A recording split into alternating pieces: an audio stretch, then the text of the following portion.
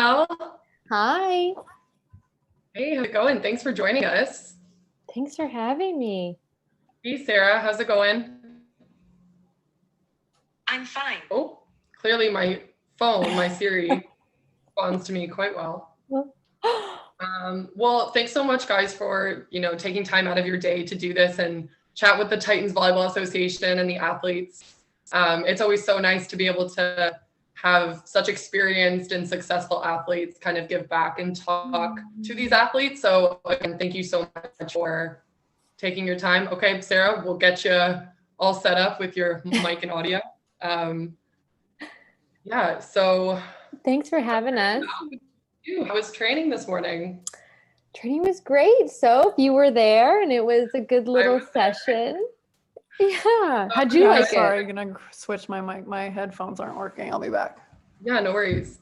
For those of you guys that don't know, we're kind of all together in LA right now, in a little training bubble, which is amazing. We're very fortunate to have the luxury to be able to do that. I know a lot of you guys are itching to get out there. So hopefully our chat here with Mel and Sarah will give you a feeling of playing, and you guys can kind of just hear their experiences and live through that.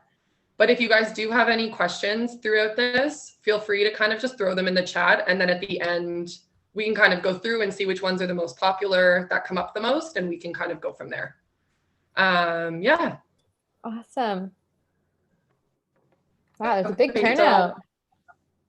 So we have a lot of the Titans Volleyball Association. So I don't know if you're familiar, but Scarborough Titans used to be their own kind of organization. Etobicoke Titans used to be their own organization. And we kind of fused years ago. So I think we covered the most amount of area in Toronto, which is awesome. So we have a variety of so many different athletes, both men and women. And it's a great club. I'm biased because I started there. But yeah. Did you play for Titans?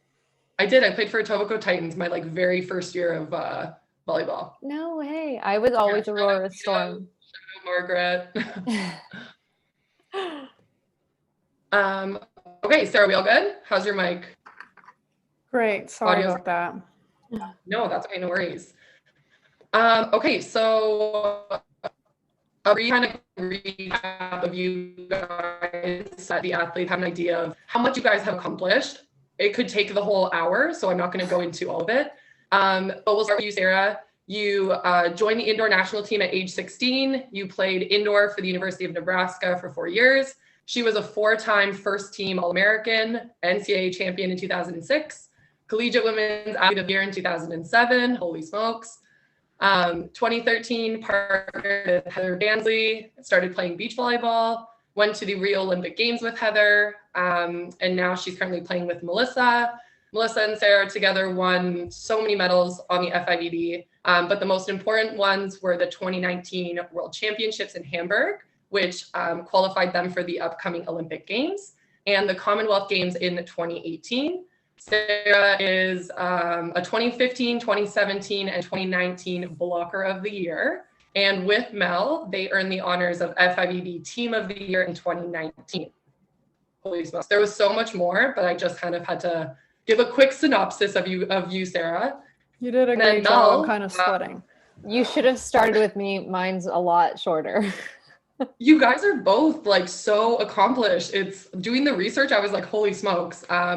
So Mel was a beach superstar from a super young age, won a silver medal at the under 21, I believe, World Championships with Victoria Altamore in 2011, and then won a bronze medal with Taylor Pischke in 2015. That same year was named FIVB's Rookie of the Year, graduated at York University, played indoor for the Lions. She is FIVB's Best Defensive Player 2019, FIVB's Best Setter 2018-2019.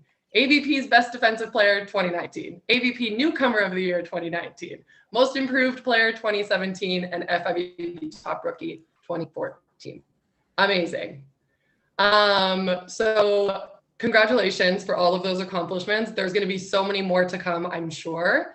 But why don't you guys just take us through a quick synopsis of your athletic journey, start from your club experiences, then going to play collegiate, and now that you guys are professionals, if you can take us kind of through that pathway.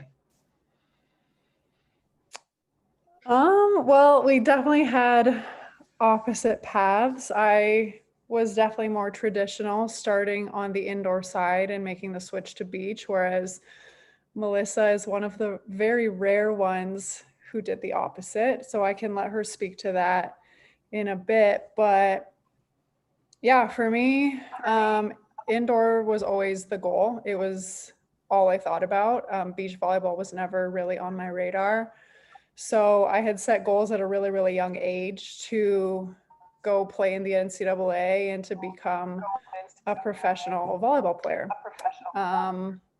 I wanted to go to the Olympics with indoor. And so I grew up in Kitchener. I played for the Waterloo Tigers, which everybody switched over to the Preds. So I kind of say that I played for Preds. And then, yeah, I just started playing high performance programs whenever I could. Started in the national team pipeline when I was 14 with junior national team, et cetera. And then, yeah, I was really fortunate to be selected for the senior team when I was 16. Lots of great experiences. I am a huge advocate of playing with older kids whenever you can.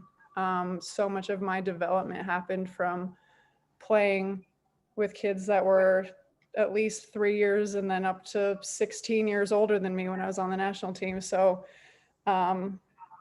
it's scary, but it's worth it. And then, yeah, I went to the States for college and just continued on that path of what I wanted playing professionally. And I mean, beach volleyball happened by accident. I always wanted to go to the Olympics, and I didn't think that it would happen through indoor. So I decided to kind of take matters into my own hands and make the switch. Joke's on me. I thought they were the same sport. They're not. They're really not the same. You seem to be excelling in both. So oh, girl, you didn't see the beginning. Let me tell you, I was not good. It was a struggle. I wanted to stop. I was so bad. I couldn't figure it out. My husband told me I had to see it through. And so thankfully I did. And I guess the rest is history. I stopped playing indoor in 2018 because I believe wholeheartedly in what Melissa and I are doing together. And I wanted to give my whole self into our project and our journey. And so now I'm hanging out with Mel every day, and it's been great. Amazing. Okay, Mel, how about you take us through your kind of experience? Oh, you're muted. Blair, do you mind just unmuting Melissa? Perfect. Okay.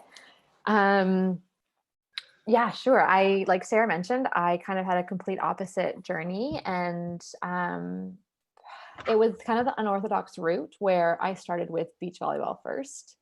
And a lot of that was influenced by my dad and who he was in his journey. And so my dad coached Marquise and John Child at the Olympics or at a few Olympics, but most notably at the 1996 Atlanta Olympics, where they brought back Canada's only Olympic medal so far.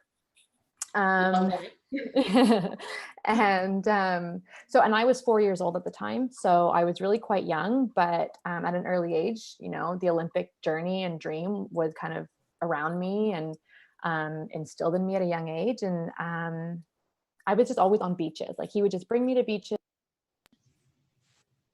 So I definitely just fell in love with the beach game very early on. I mean, it was contagious, and it's just so welcoming.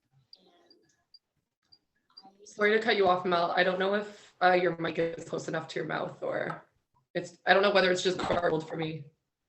Is it bad? That was better. Yeah, that's better. Okay, we're good. Okay, I'll do this. No, you don't have to hold it. I'm Okay. sure it's okay. Did you miss anything? Maybe just start from, you were at 4, starting at like beaches when you were super young, going to beaches with your dad. Totally. Beaches with my dad. And I was just, always building sandcastles, and just knew that's where kind of I wanted to be. And it was, especially in Toronto, it was a really nice beach community in the OVA. Every weekend was kind of like kind of like a big get together. You know, there were competitions, but it just felt like a really nice family, like a really great community that we had. And so once I started to get older and could start competing, I was around like 11, 12 years old when I started competing for the OVA. That's when I really started to get like that competitive drive, and like just started to have all these goals. Like I wanted to be the best in Ontario. I wanted to be the best in Canada. And it kind of started that way. And the more that I started playing and meeting new people, the more I realized that a lot of my friends and teammates were also playing indoor at the same time. And I didn't really play indoor. I was really quite small. Like I was very undersized, but also like very petite. And I was always kind of intimidated because it looked like all the indoor girls were a lot bigger than me. But anyways, I just kind of kept going with beach. And then I think I was in grade 9 actually I was in grade 10 when I started playing for my first club team, Aurora Storm. And it was only because all of my other friends at the time were playing indoor, and I felt like I was missing something and like missing out on this good time. So I started to play indoor volleyball, and I started to play club.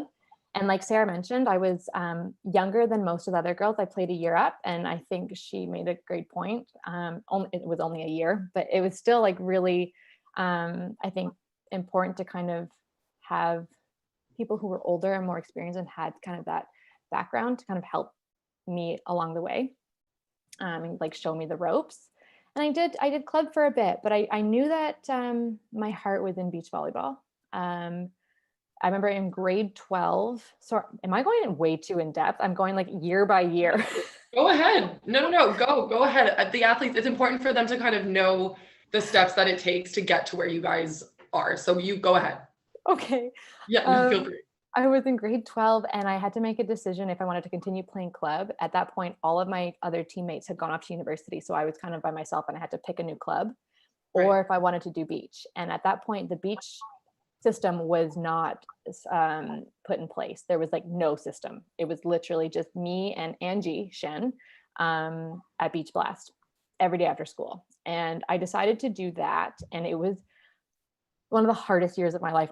I was so lonely. And every day I was like, I think I made a big mistake, because all my friends, you know, they were playing varsity or they were playing club, and I was alone in this like indoor warehouse, and I was just so lonely. I was like, I don't think I like this. And so, you know, in hindsight, it was probably really great for me to do that, and have that kind of like one-on-one experience and like go through the grind of what eventually it would be. But after that, I was like, I kind of miss a team. I really want to be a part of a team again. And so then I went to York University and played varsity for 4 years. Loved it, had the best experience. Highly recommend it. I honestly think that I learned so much as a player and as an athlete, being on a team. And then in my 5th year, I had to decide if I wanted to pursue beach full time or continue playing out my last year. And I chose beach. I did it full time. I think it was just really hard to do both while you're in school and do varsity and play for Team Canada Beach. It was just a lot, and I couldn't do all of it really well. So I had to pick. I picked beach, and I didn't look back. I mean, the most pivotal moment I think for me was in 2016 when I got to go to the Rio Olympics as an alternate. And it was really due to Sarah and her partner Heather at the time, who gave me that opportunity to go and be kind of their like training team. And it was an eye-opening experience for me. And I think it was really great for Sarah and I, because we got to learn a little bit more about each other as people and as athletes.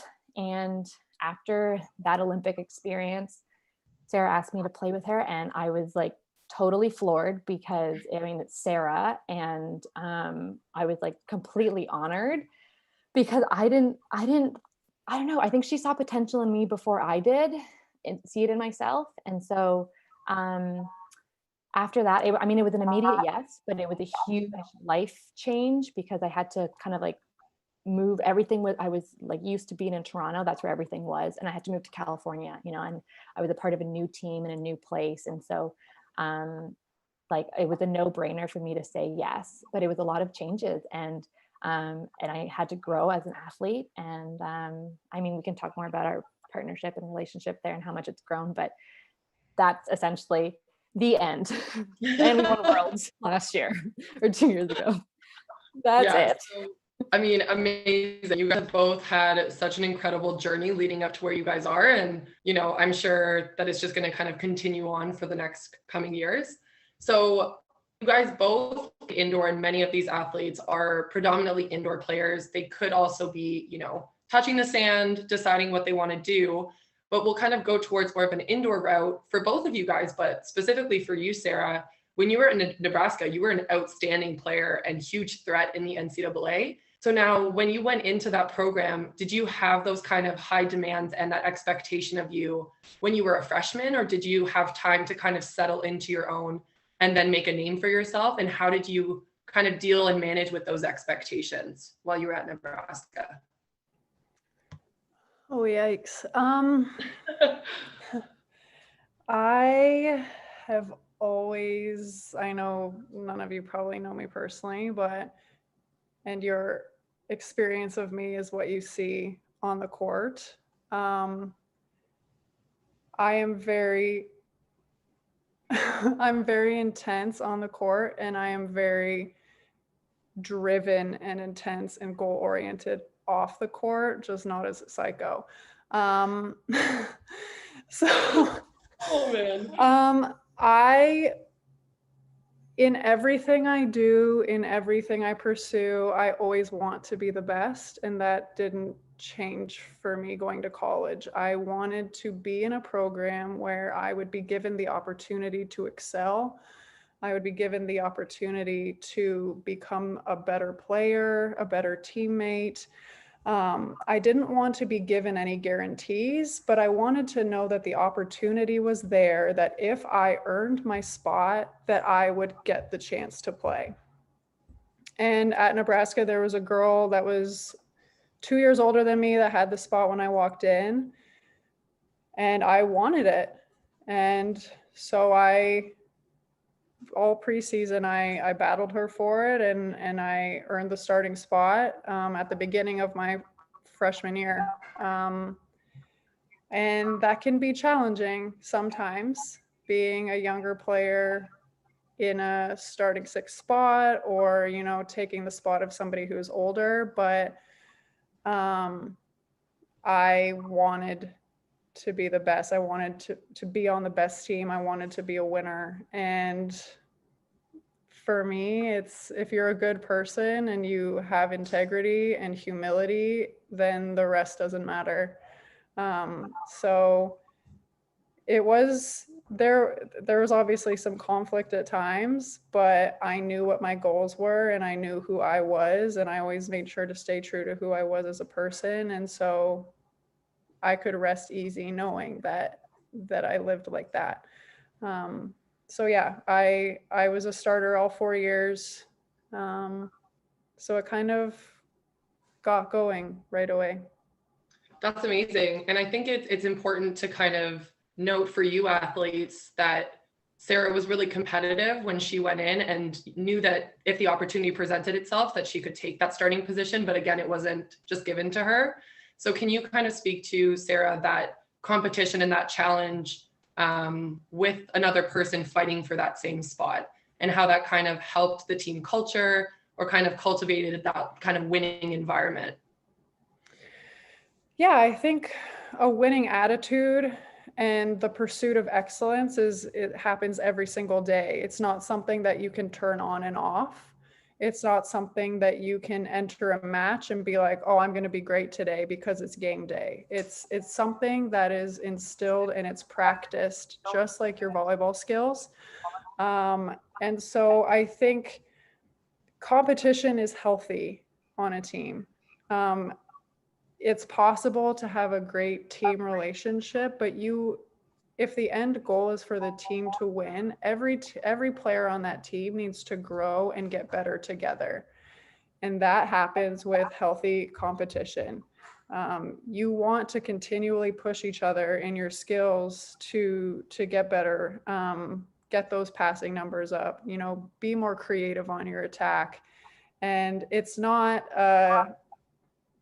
I don't like you kind of thing. It's like, no, I think you're great, and I know that you're going to help me be the player I want to be.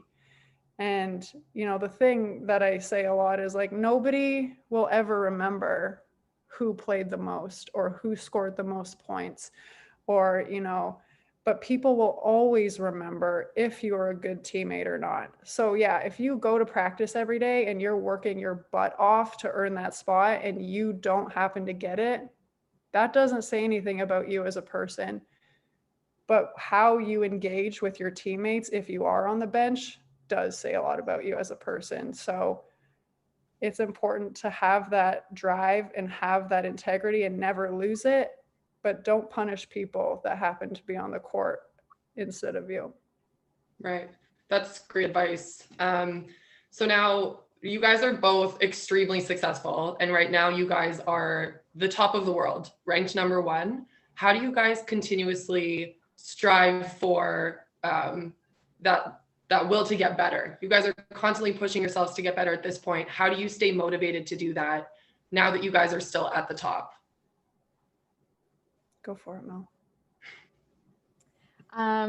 That's a really good question. And to preface that, I think it's actually kind of hard for Sarah and I to like really soak in and acknowledge everything that we've accomplished and done when we're in the moment, because our goals are constantly evolving and like our standards are constantly changing. And so we might accomplish something and then we keep looking forward. And I think that kind of helps keep us like motivated and always kind of goal oriented, and just striving to be the best that we can and really just like reach that full potential, both individually and as a team. It also makes it difficult to like fully be able to appreciate and like celebrate our achievements along the way. So, I mean, I think it's a double-edged sword, but like, I think the motivation comes from being able to like really dig into what we can accomplish, like how much work we can put in and like see that really actualize. And I mean, there's really no better feeling. Winning is amazing. And like, there's no better feeling than like standing on the podium, but there's also something really, really special about working so hard for something and like sacrificing so much for each other and for ourselves, that it like, that when it comes to fruition, it makes everything worth it. Like it just makes everything that you've done worth it. And as cliche as it is, like the moments where you're on the podium are beautiful and everything, but it's really trying to cherish the moment and like the journey there. Like, because the day, usually when we're on a tournament, and like the Worlds was a great example of this, when we're in a tournament and in season, we're going from tournament to tournament to tournament. So when you finish something, you're on to the next one already. Like you're already like on to the next one. So after Worlds, we kind of had to forget about that, even though it was like the biggest moment of our careers at that point, and move on to the next tournament and just like have to rechange our mindset and our goals to like keep looking forward. And I think that also keeps us like in line to keep looking forward and motivate us to just keep trying to accomplish. But all we can ask for is that we like produce and train at a gold medal standard. Like we can always play at a gold medal standard, and you know the other team might be a little bit better than us that day, but you know if you are happy and satisfied with the performance that you put out there and they happen to beat you that day, I mean it sucks, but there's like nothing, like you can't be upset about that. If you don't reach your potential and if you don't like show up that day with all the work that you put in, that's when it becomes a little demoralizing, honestly. Like that's really hard to come to terms with. Yeah. And I think I didn't answer your question, did I? No, you did. Okay. Yeah, no, you're good. Okay. No, yeah, I love that. I think that it's really important for, you know, people to realize on both sides, whether you win or you lose, like the next day you have to wake up and you have to put your pants on one leg at a time and get on with your stuff. So in that, how do you guys, you know, take losing? How has that kind of evolved for you throughout your careers? Because a lot of people struggle with it when they're younger. It's their whole ego, their whole life is attached to sport. So how have you evolved through that in your careers? I think we have different approaches to it, Sarah and I. It looks like it. It looks like you guys, just based on your facial expressions right now. What Sarah's doing. Oh, Oh man. Go for I it. think, I think mine also has kind of evolved, but I think for me, I have always tried to at least like look on the bright side and just like take the good from what I can from that game. And like sometimes it's really hard because sometimes there are some games where there's not a lot of good to look for. Like it's just not a lot. Sometimes you have like really bad games and you can't explain it and there's nothing you can, I mean, there's always something, but that's kind of like what I have always tried to do is just like put things into perspective. A loss doesn't define who I am. A loss doesn't change the fact that I'm still loved, that I still have a great team, a great support system, a great family back home that will still, show up and love me and support me. And like, I'm still a great person and I can still play this game. It just gives me an opportunity to reflect and be like, okay, wow, I need to get better in this area. And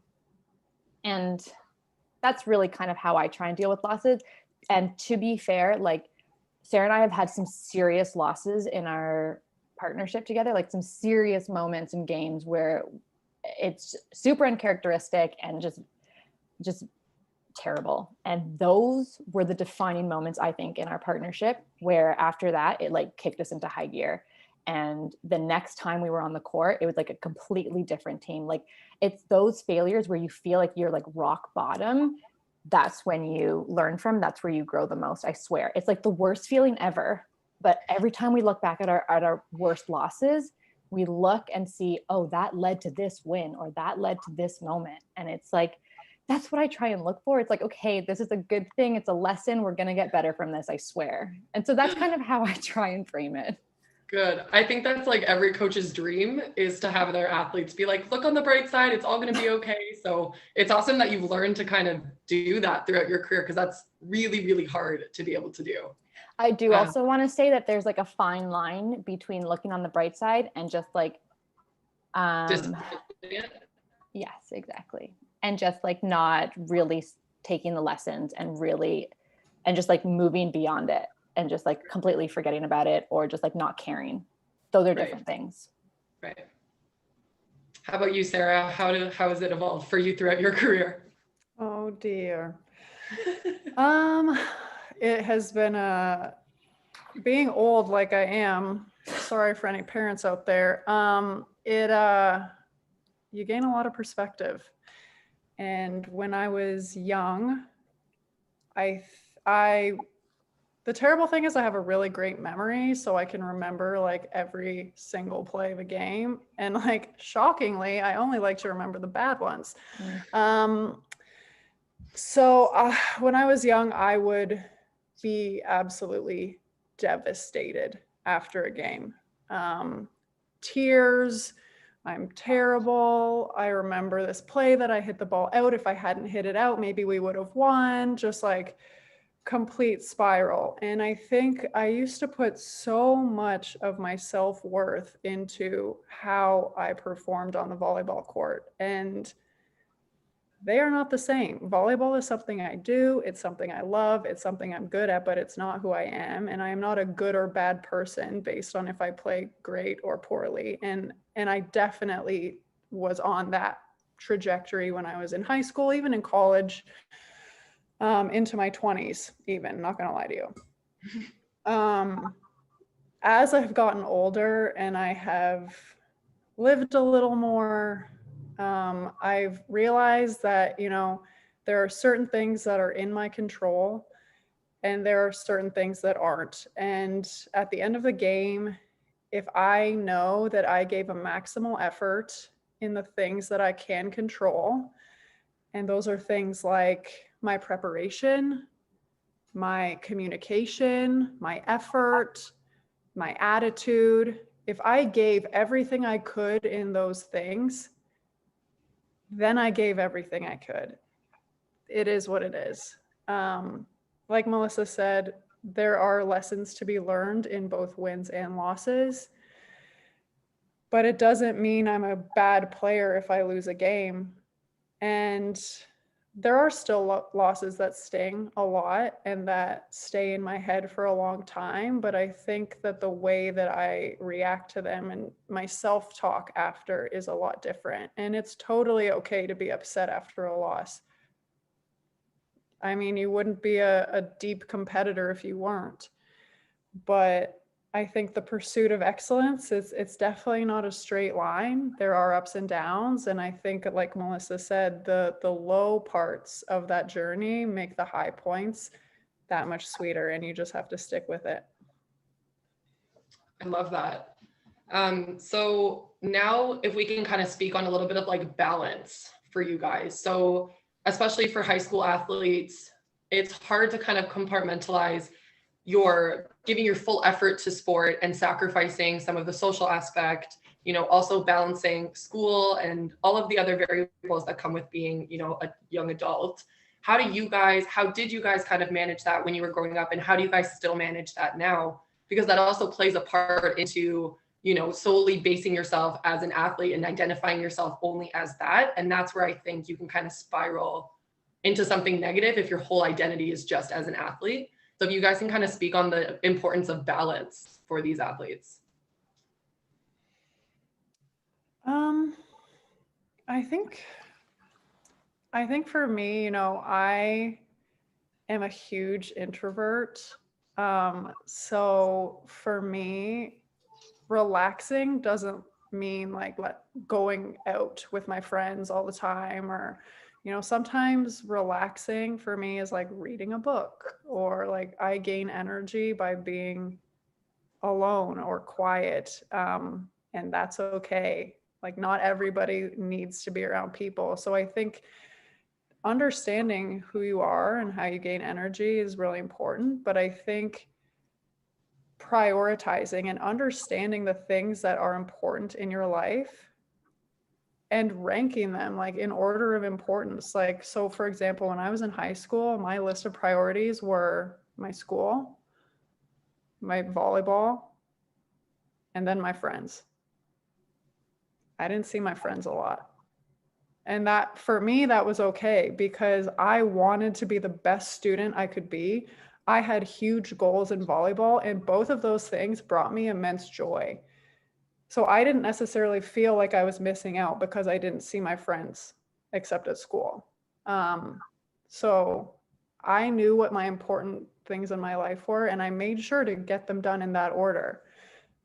If there was a conflict between volleyball and school, I was studying. If there was a conflict between volleyball and going out with my friends, I was always going to choose volleyball. So I think you really have to decide what's important to you in your life and be honest with yourself about it, because that will help you make those decisions.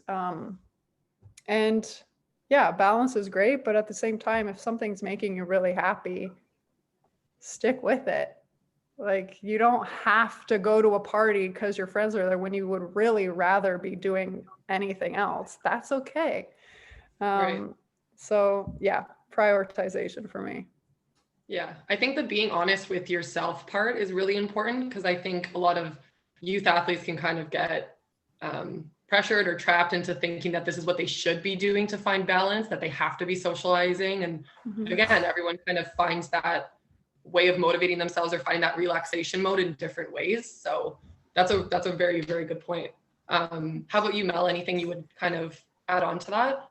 Yeah, I mean, she makes such great points. Like, it is about prioritization and just kind of like alignment with your goals and being honest with yourself. Like identity, you mentioned identity, Soph, and I, like, throughout high school, I was always known as like the volleyball girl. I wasn't like the best athlete. Like I never got like athlete of the year. I wasn't on a bunch of different teams, which is one of my biggest regrets, but I was always the volleyball girl. And that was kind of an identity that was like placed on me at an early age. And I embraced it and accepted it. But throughout high school, I missed out on a lot in terms of social life, like a lot. I never went out with them after school because I had to run off to practice. My weekends, I had tournaments, and I was just busy, and to a point where like I stopped getting invited to like functions and social events. And that was really hard for me to swallow because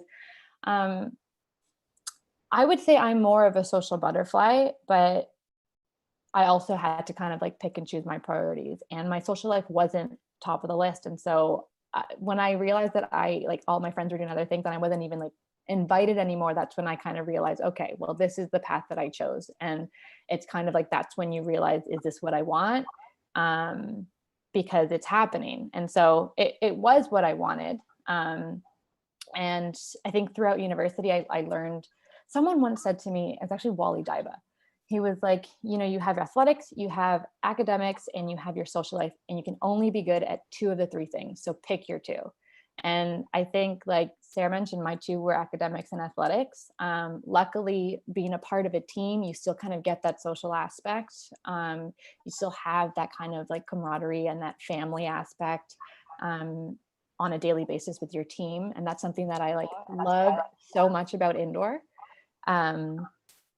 But I was having a hard time balancing, when I was in university, balancing indoor volleyball, beach volleyball, and academics. And I was suffering at all of them because I was not putting my 100% in. It was dragging me down.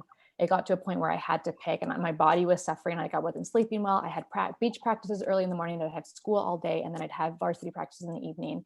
And that's actually when I had my very first injury, when I broke my ankle, which still shows up sometimes to this day. And that was over 10 years ago. And so that was like a sign for me. And I had to like really listen to my body. And like, hopefully it never gets to that point for you where you have to suffer an injury to realize, okay, I need to just kind of like reprioritize and have to pick. Like, you're going to have to make some tough decisions. None of this journey is easy. There are like never easy choices. You're going to have to be uncomfortable at times and make hard decisions. And that was one of them for me. And so I think just like listen to your body, listen to yourself, and being honest with yourself will allow you to prioritize easier and like have alignment with those goals.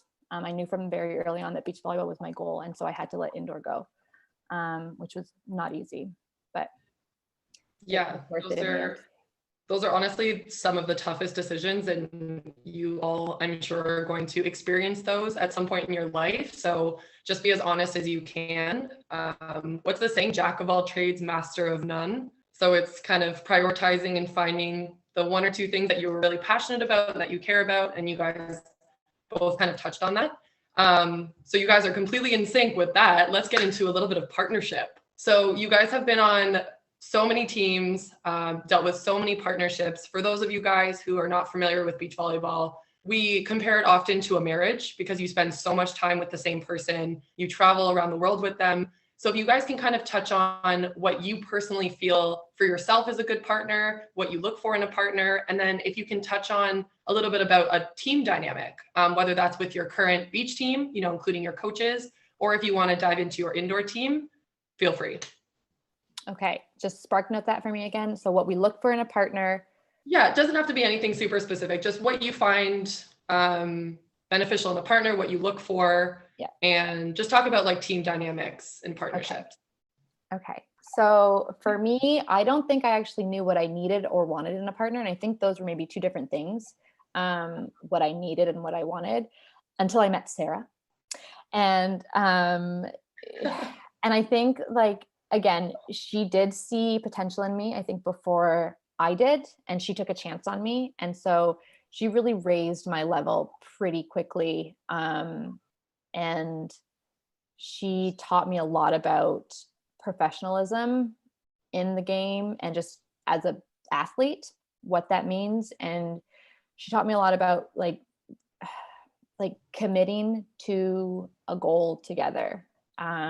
Which is something that I never really did in previous partnerships. I feel like success in those partnerships came along the way, and they just kind of like happened.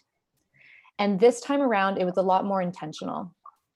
And it wasn't just like by fluke, it was by design. And that was, I think, something that I didn't realize, not that was possible, but like how much work goes into setting a goal and like working towards a goal in a team.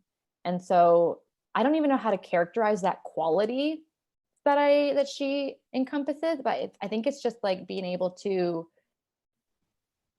pull the best out of you when you don't know that it's there, and like allow you to reach your goals in your own way, though. And I'm sure she's going to touch on it. We do allow each other to be ourselves and embrace each other's differences, because Sarah and I are quite different. And so there's a lot of acceptance there, realizing that we have different ways of doing things and maybe different ways of approaching things. But in the end, we still have that same path and that same goal. We just might have like different steps along the way to get there. So if you could kind of dive back into your memories, is there any specific moment that comes to mind where you were either in a funk or something was going on and Sarah gave you a look, or she squeezed your hand, or, you know, is it maybe she got you a big block? Like, is that for you a supportive partner? Like, is there any quality that you can remember where you were like, yes, now I know I feel supported? I can't remember like the earliest moment of that. I really can't. It happened at Worlds though, in the semifinals at 14-14, when we were up in the third set, when we were up 14-10. And she kind of like, I know. I'm stressed. It was the worst thing ever. My heart rate is racing.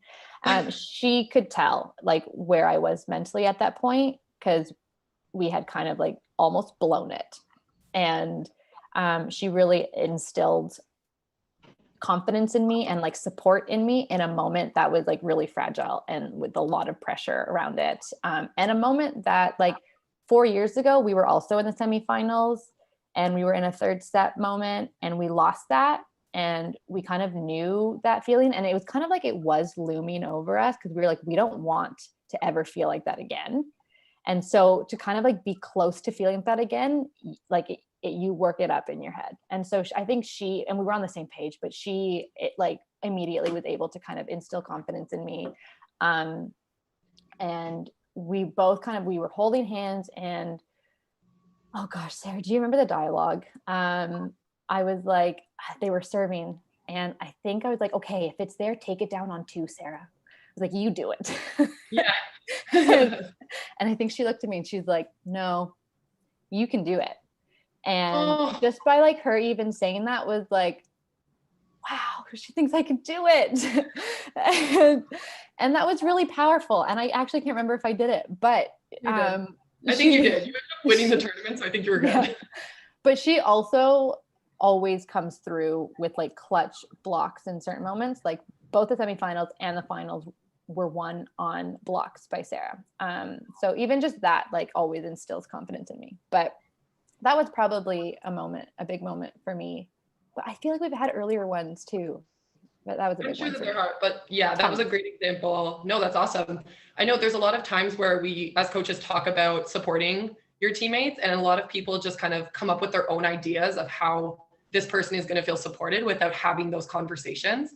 So I'm sure there's been ample amount of times that you guys were like, if this is what's happening, like I need you to look at me and be like, you can do this. Or, you know, that verbal or that eye contact or whatever it happens to be to feel supported. And clearly it worked out in that moment for you. Yeah. Sarah, how about you? Anything you want to dive into in terms of like what you feel like is a good quality partner? I mean, I know Melissa has said that I took a chance on her. That's false. I had been watching her for a while and I knew that she had what it takes. So I did not view that question as a risk on my part. Turns out I proved everybody right because she's the best. You're looking good. Anyways, I think a big thing is that just because somebody might not express themselves the same way that you do doesn't mean that they don't want it as much or that they are not working just as hard. And, you know, as Melissa said, we are very opposite.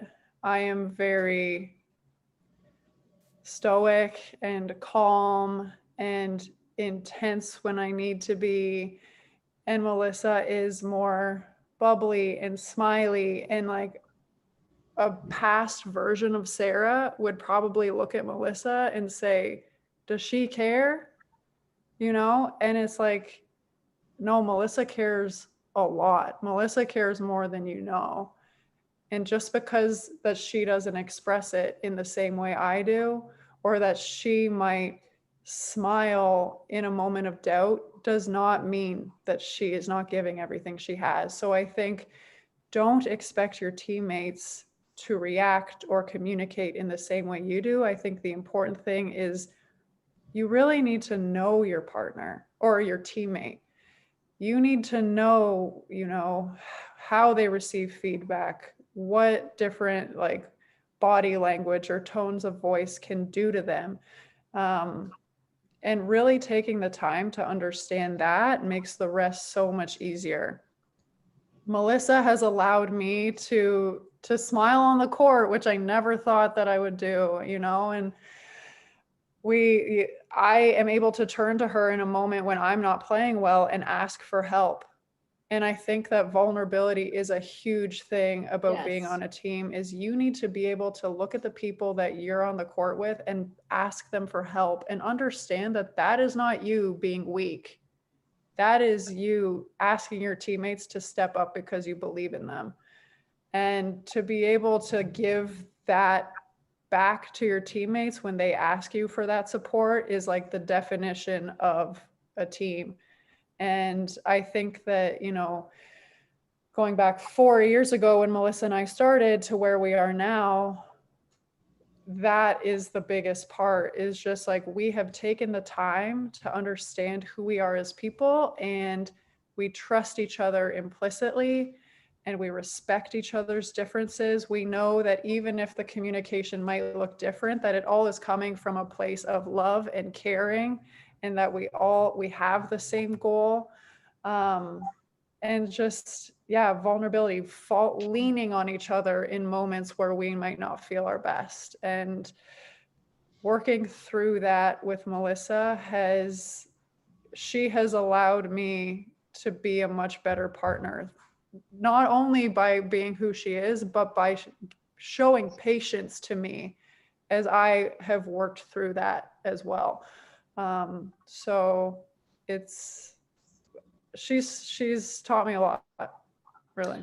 I think it goes both ways, obviously. And another thing I think is really important for our partnership and relationship is to like seek outside help as well. Like we obviously have a sports psych that we work with, and that's kind of helped manage a lot of these difficult conversations that you don't want to have and you probably wouldn't have without that push. And those are like the most difficult conversations that you keep putting off, but that need to happen. And it took us probably like a year and a half, almost 2 years into our relationship before we started to have those conversations naturally, kind of on our own.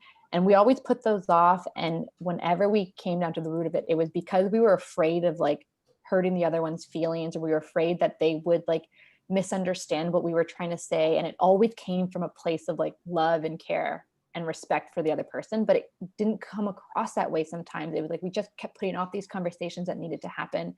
And then when we had them, we were like, oh my God, it was just a love fest. Like we were doing it because, oh, I didn't want to hurt your feelings. No, I didn't want to hurt your feelings. And it's like, well, we just need to just talk about it. So it's like those conversations that you're dreading, when you have them, man, there's so much, life just gets better in all facets. So you guys have an outstanding support team that you guys have created, and I'm sure handpicked yourself because it is such an important part of volleyball and about athletics. But you guys have such an incredible lineage of volleyball family of, brothers and fathers and everybody who's been playing volleyball. So how did you guys decide to stick with volleyball, knowing that it was something you were passionate about and not just something that you did because you felt like you had to, because your family kind of brought you up in this volleyball world?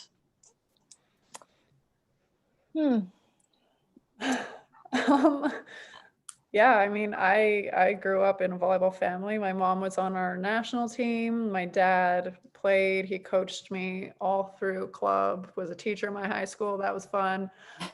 So he coached my high school team too. My sister played, whole thing. I think for me, like I grew up playing every single sport. I played club soccer for like 8 years. I played club basketball. I was badminton, tennis, track, like you name it. Like I loved it. So I think my parents never put pressure on me because they allowed me to play so many sports. I never felt like they were like, you have to like volleyball. They just kind of let me explore things. And I came to the decision on my own that volleyball was my favorite sport. Just like it started taking up more of my time. And I didn't feel like I was missing out. So as it started to take more and more time and I had to start to spend less time on the other sports, I didn't, not that I didn't care, but it just made sense. Right. It just fit. Yeah. Felt like it fit. Yeah. So yeah, I was lucky. They never put any pressure on me to choose volleyball. It happened. Yeah. Yeah, similar for me. My parents never put pressure on me to pick volleyball. And my mom actually tried to get me to go into dancing. That never took over. I was terrible at it. And I think I just gravitated towards volleyball, beach volleyball specifically, because for lack of a better word, it was fun. Like it was just a good time when I was younger on the weekends, like being at Ashbridges Bay with like a bunch of different people. And it was music's going. It was just such an inviting environment that I just wanted to like be around it more often.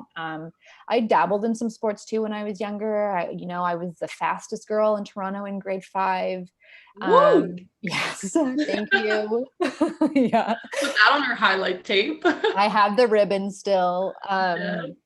Yeah. And so, yeah, I dabbled in other sports, but like nothing really compared to the volleyball family that we had. And also not to get like super deep or anything, but the older that I got, my parents divorced when I was quite young. And I found that volleyball was a way that like brought the family together. Like they'd come watch my games and like the whole family would come watch. And it was just like a nice celebration for everyone to enjoy, like watch me play at the beach. It was just a good time. Like it's just fun. And there was no pressure ever until, I started to put it on myself. And that's kind of when it came. I was like, well, I wanted to do better. And then my dad became my very first coach, and I'm sure Sarah can relate. And that kind of changed the dynamics a little bit. But from young ages, there was no pressure put on by parents, which is a good way to go.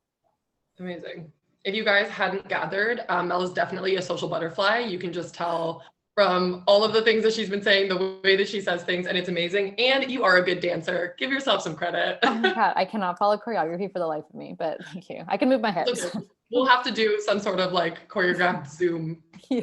Something. Zoom, but yeah. Okay, so we're going to go into some questions just so we don't go too far over time. A lot of the questions are based on you guys balancing both school and volleyball. So can you guys touch on whether you used resources outside of school or within your school programs? Actually, fun fact, Mel just went back to school. So I'm sure, Mel, you can kind of touch on that as well. But you guys feel free to kind of talk about that. Yeah, Sarah and I both are actually in school. Sarah's finishing the certificate and I'm just starting the business certificate. So yeah, we can both speak to that. But balancing school and volleyball was always tough. I mean, Sarah probably had a different experience because the NCAA, I think and you too, Soph, you played it too. I think had like a little bit more of like an intense situation going on. I wasn't like, I didn't find the best routine until later. And like, I wish I could do school again because now I'm like, I've got it down pat. But back then it took some trial and error. Like I could never read on buses because I always got motion sickness. So I couldn't use that time to like go to tournaments to like read on the buses, but all my other teammates could, but I couldn't. And so like I had to find different ways and I had to get creative. It was really great to be on a team because we could have study groups and sometimes they were really unproductive study groups and sometimes they were really good, but just kind of like creating a group that would kind of be like accountability partners was really great. Like you would just like go to the library, sit down, have your teammates there after practice and you could study. That's what I found really helpful while I was trying to manage it. I think that was like the most helpful for me. We were all kind of in the same program, the same classes, so we could help each other out, just like reach out, ask for help, use those sources. I never really asked questions when I was in school because I was always really intimidated. that it would be a stupid question, and there truly are no stupid questions, and people are there to just help. So like, go ask for it. Good answer. Good answer. I feel like I'm on Family Feud. My whole thing just came down to prioritization again, that I spoke to earlier. Like, school was always the most important thing to me, and then volleyball. So when I would get home from school in high school, I would like do my homework, as much homework as I could do, go to practice, and then come back and finish. In college, it was the same thing. Like, even if I didn't have anything due, I knew like if I didn't have something due tomorrow, I knew it was due in like 3 days. So I'm like, you know what? After practice, every single night, I would stay and I would just do my homework for like however many hours it took. Just, and then when I was done, then I could go like hang out with a friend or something. So yeah, it all came down to understanding what my priorities were and making sure that I got those done first. Amazing. I do want to add something. I see a question in the box, and how did you prioritize your education versus professional volleyball career? I think for both Sarah and I, we could say like education, getting a degree was number one priority. I was never going to pursue sports or volleyball until I had my degree. And I've seen a lot of people who didn't do that. And I think it's not impossible, but I think it's a little bit more challenging for them after. And I think it was really important to just kind of have that base of education and having a degree, because anything can happen when you play sports. And it's nice to have something other than that, like add something else to the identity. So I think we can both agree that was a huge priority. It was to get our education done. Yeah. Okay, we'll jump on to the next question. So for Olympic players, what's the ratio of skill, physical, mental, team training? How does it differ now from a non-Olympic year? Does it differ? Is there something specific you guys are working on right now? Is it mental? Is it physical? Is it skill specific? Interesting. I think the answer to this would have been different before COVID. Yeah, true. I mean, I like to say that at this level, like at the top level, like everyone can play volleyball, everyone's got the skills, everyone's physically fit for the most part. And it comes down to like the intangibles, like the mental skills and the partnership, I think is like numero uno. I think you see that a lot in successful teams. There are very few teams that can like be successful and not have a great partnership and relationship, but investing in the relationship, I think, is number one. And the mental side is like the number one thing right now. Personally. Yeah, perfect. Sarah, would you agree with that? Yeah, I agree completely. I mean, at the Olympic level, like everybody's very good at volleyball. So like Mel said, it comes down to the other things. I think as a younger athlete, you're still developing your skills. And I think a really big thing is to like really building a foundation of strength and like good, healthy habits. And that is like recovery and like doing your shoulder exercises and do them. I know they're so boring and it's like, you're like, I don't need this. Trust me. Do them. You guys, when you're playing every single day of your life, you're going to wish that you did those shoulder exercises. 100%.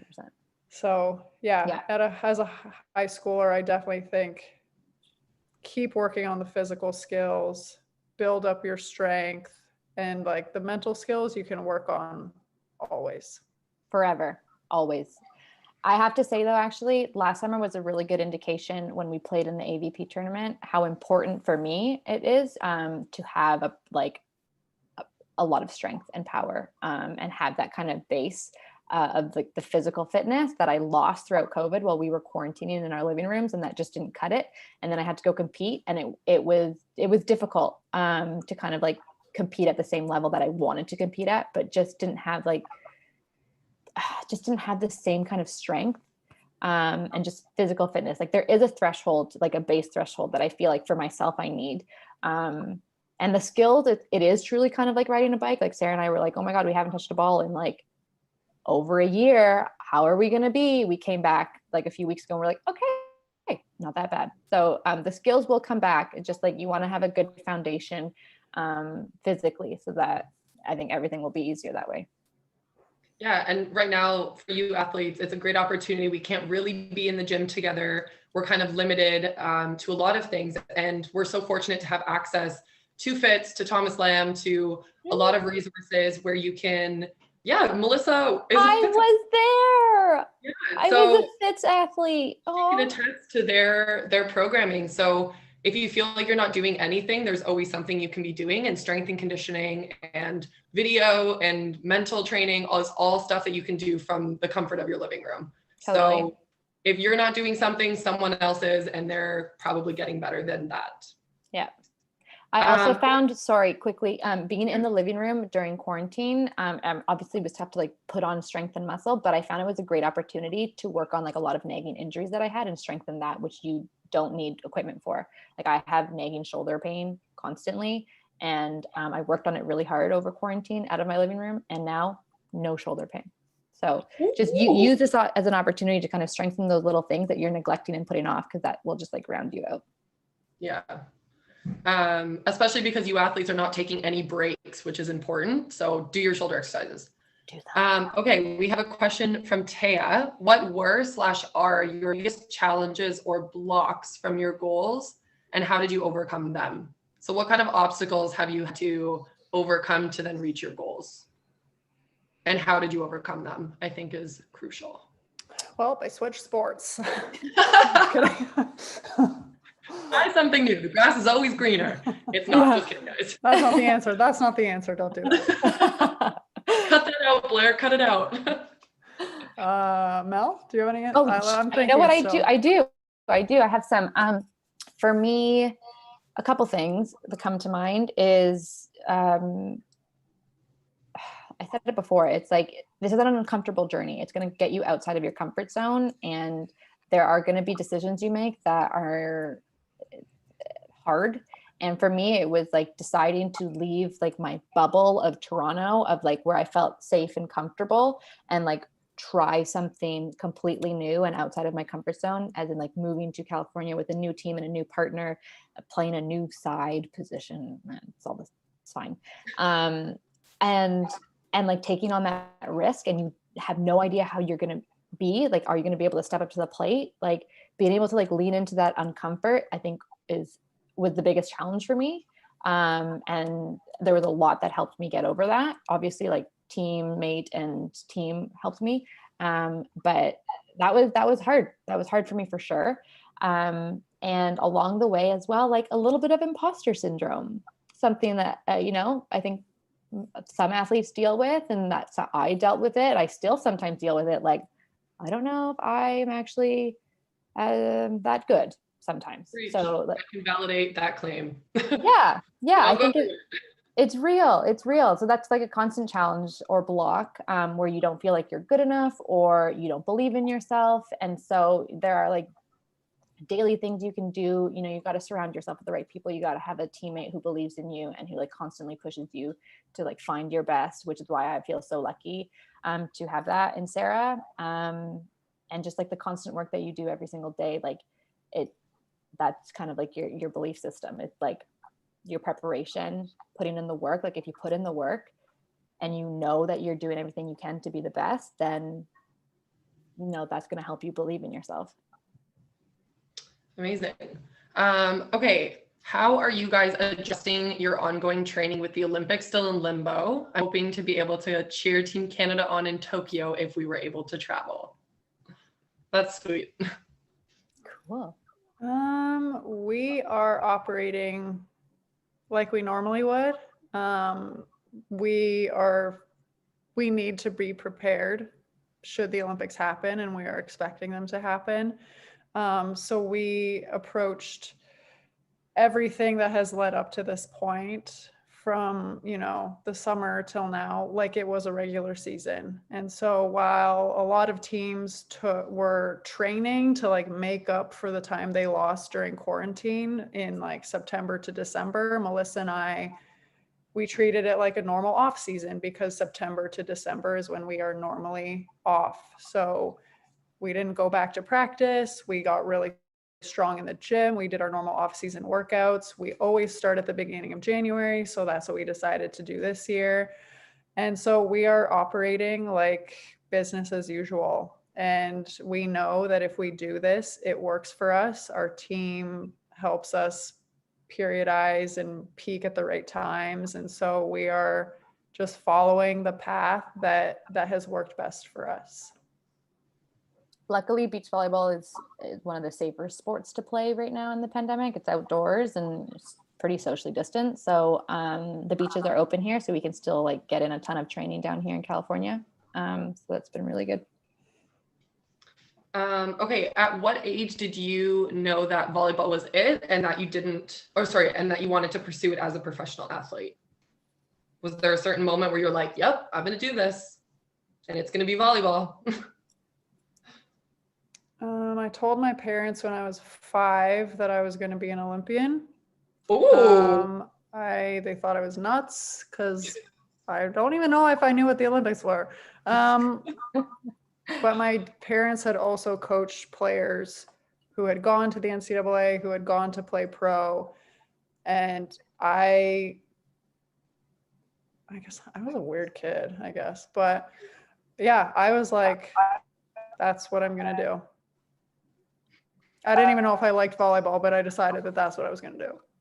So, it was young for me too. I was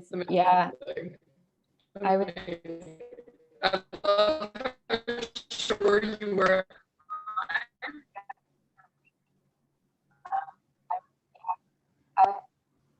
Is it just me? Oh, did I just cut out? Sorry. Okay, I thought I was cutting out. Okay, yeah, you cut out a little I think bit. it was me. Okay. No. Yeah, it was young. It was young for me too. You know, like again, I was 4 when my dad brought back an Olympic medal with his team, and so just kind of understanding the gravity behind that, which I don't actually think I did.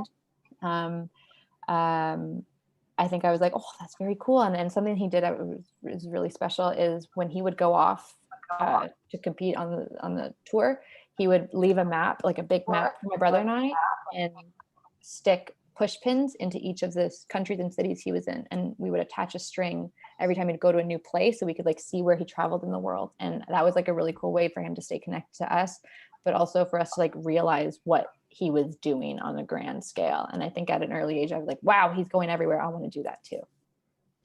Awesome.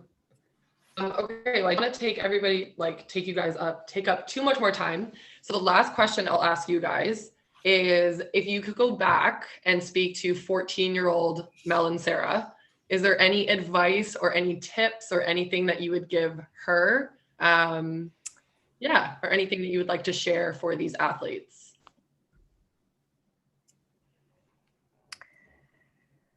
Sure. Yeah. I think actually 14, 15-year-old Mel was around the age that she got cut from the provincial team because she was too short. I was actually told a few times that I was too short for international volleyball by our provincial teams, international teams at the time. And I'm really glad that I didn't listen to them, because then I wouldn't be here. And I think it was really important for me to kind of like prove it to myself, and not really for them. Like I didn't want to do it for them, but like to myself that I could do it. And just finding ways around what their definition of success was and what you needed to be a successful athlete, and kind of like creating a new definition was important to me. So I would tell her, good job on not listening to them. Don't let people determine your success. Yeah. And you are definitely proving them all wrong right now. So good for you. I would probably say, no matter how scary it might be, like take every opportunity that comes your way. When I was young, I hated being away from home. I hated sleeping somewhere else. I was a huge homebody. I did not want to leave home. And as I progressed, I started to get invited to like national team camps and stuff. And I would call home crying because I hated it and I didn't want to be there. And I couldn't relate to the girls on the team because they were so much older than me. And I, I was in Winnipeg and just, I wanted to escape. And so I would call home crying, asking to come home. And my dad would be like, is this going to help you reach your goal? And the answer was always yes. And so even though it was hard and sometimes I wanted to say no to be safe, I would definitely say, like, always say yes and always step out of your comfort zone, because that's how you're going to achieve your goals. Guys, that was amazing. Thank you so much for joining us. So many takeaways. I hope you athletes, follow their journey and ask them questions. Should you have any, you can always ask me and I'll relay the information out. But again, the volleyball community is very small and you have amazing resources at your fingertips. So take these opportunities that you have to really take in everything that they're saying, because they were you guys. So thank you again so much for taking the time to do this, and good luck on your journey, and we'll be following you guys, okay, with the Titans. Oh, thanks so much, Thanks Titans. so much. Thanks for having us. Wow. Have a good night, guys. You too. Yeah. Bye.